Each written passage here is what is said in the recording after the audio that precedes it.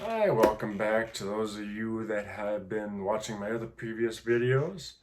For those of you new, this is about channel about significant other's point of view of DID. Significant other, DID. Or Hi. the Plexus system. Yeah. Today's video, we're actually talking about some of the other I can't pronounce the damn word. Comorbidities that I have. There. The other disorders that can potentially be diagnosed alongside of DID. Different from system to system, granted. Like for hers, she does have parts that do suffer from body dysmorphia, which, if you don't know, it's you don't feel like the body's yours, or like some system parts that I've heard in other systems, like that we were watching the other day. One part was a mermaid. So when she comes out, she has legs. She doesn't have the mermaid fin. There's body dysmorphia and there's body dysphoria, and because we have an eating disorder, we do have both. And I think they can both come hand in hand anyway, regardless of that. But dysmorphia more refers to like not being able to see your body in the way that other people see it presented, really. So like when we look in a mirror, we have trouble, some of us have trouble identifying what our eyes look like. We can't necessarily see the color of our own eyes, even though we know logically what the color is supposed to be. I've gotten asked a few times about eye colors. Yeah. That's because you've got hazel eyes. They change all the time. They're pretty. And you know, we have issues with our weight. We can't necessarily tell what our legs look like, what our stomach looks like, what our arms look like. And then, yeah, we can have dysphoria on top of that, where, you know, like John just said, the body just doesn't quite feel like ours. Something feels wrong and off about it. We don't quite identify, all of us don't quite identify with it. For instance, Ellie has red eyes in the inner world because of her inner world species. And because of that, it can be very disorienting for her to see or to try to look at our eyes when she's out here in the body. And our voice is a big one, which that's fairly normal for a lot of people to not quite recognize their voice when hearing it via recording, things like that. But yeah, you know, a lot of things like that. Yeah. Mm-hmm. Another condition that she has,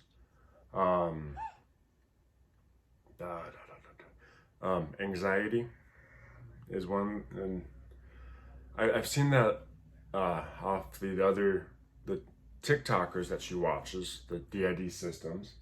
I got into TikTok and I don't regret it. Send help.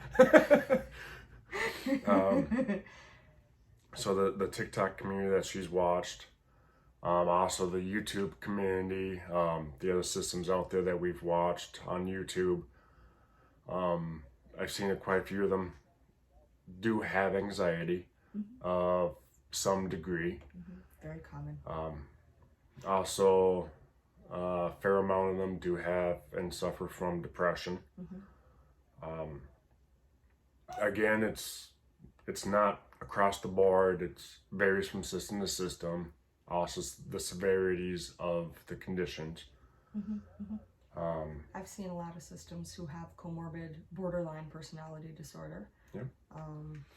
We don't, but we had been misdiagnosed with that at an earlier point in our life, because they didn't know at that point that we had DID and some other conditions that better make up for. Didn't they also think that you had ADHD or whatnot?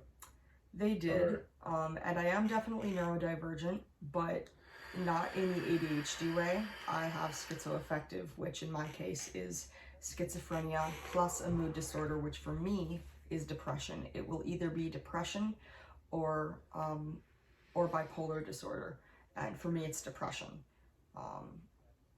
So yeah, that kind of better makes up for my symptomology. Those two disorders, the schizoaffective, I mean to say, and the dissociative identity disorder, cover that.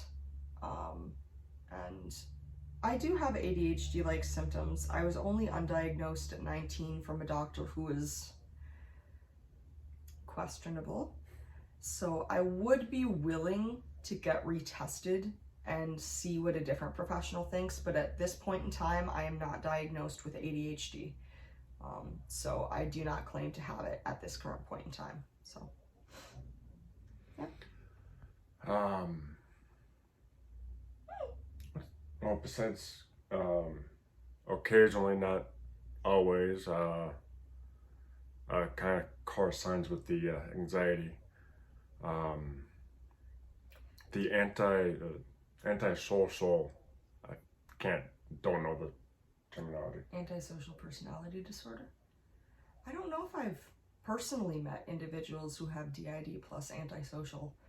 Well, I know at times you don't want to leave the house. Oh, you mean agoraphobia? I hate that term. He doesn't like it because it sounds like goraphobia, which to him sounds like the term that would actually be, afraid of gore, blood, guts. Which is not what that's called. Goraphobia, in his words, is actually called, what was it? It starts with a T. What was it? Damn it. I had it. It's not torture. I can't remember, but it's not the word that he thinks it is, basically. And it drives him up a wall. And yes, I do have agoraphobia, which isn't too uncommon for people with high levels of anxiety or people with panic disorders, for instance. My agoraphobia affects me in the sense that I'm very scared of being stuck outside in a situation away from home where I can't get myself back to my home safely. Either, I have fears that either my car will break down, I'll be too far away, I won't be able to get myself there because of one of my other disorders, and I'll either be, physically incapable or mentally confused, and it affects my ability to want to socialize and go outside and interact with the rest of the world because I don't feel confident that I would safely make it back. And so he's kind of like my safe person. I tend to stick next to him, and yes. I know that if I'm around him, no matter where we are, we're safe. Yep. As long as I'm there with her, she's sometimes reluctant about going outside still, but I'm like, hey, let's go for a walk. And sometimes she'll fight me on it, but we still go for a walk. Gotta go out and get some exercise and some sun. And yep. Important for that vitamin D deficiency. Oh, yeah. Some self-care is very important. Yeah, it really is. Even if it's not fun, it's still important. Right. Well, we're already over 9 minutes. Do you want to talk about anything else, or do we want? An extremely kind of expected comorbidity alongside DID is going to be PTSD. Oh, yeah. It is a trauma-based disorder, DID is, meaning that it forms in early childhood due to extreme trauma and stress and factors that a child's brain, an infant's brain, a child's brain is not able to cope with and conceptualize. And so instead of setting a full personality together and connecting itself and keeping all those areas open with one another, it kind of creates those walls, those barriers to protect itself, which is those dissociative amnesic barriers that are, you know, kind of the basis for what DID is understood to be at this current point in time. And that's based off of the theory of structural dissociation. And so alongside that, you're going to find PTSD or CPTSD, which is complex post-traumatic stress disorder, which we absolutely do have, yeah. And yeah, she says, sorry, heard that back. And peanut gallery. Yeah, no kidding. And that's a big struggle, and obviously that plays a piece into the anxiety and the depression, and they all kind of play on each other and play hand in hand, and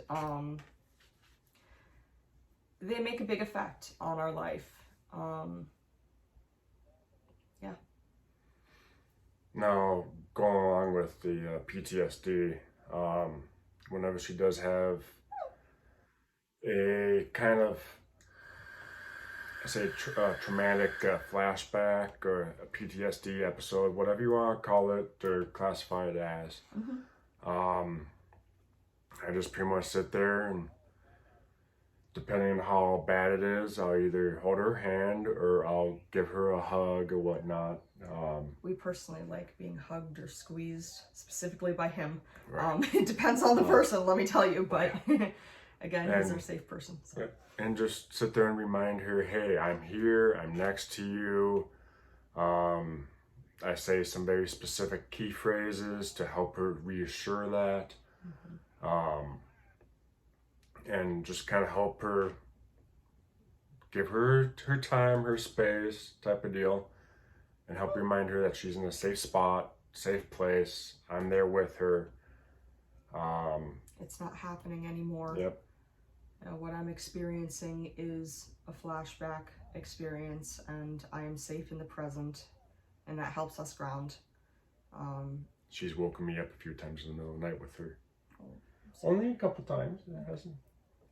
It's not that bad where it's nightly or anything. Yeah. I think she's only woke me up maybe since we've been together less than a handful of times, and just in the middle of the night from a nightmare or whatnot. So I'm kind of lucky on that aspect.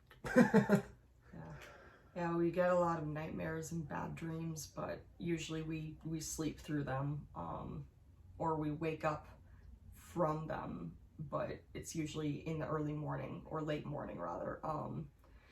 That's when we have the majority of our nightmares, is late morning. I don't know why, but that's just our personal habit, I guess. Yeah.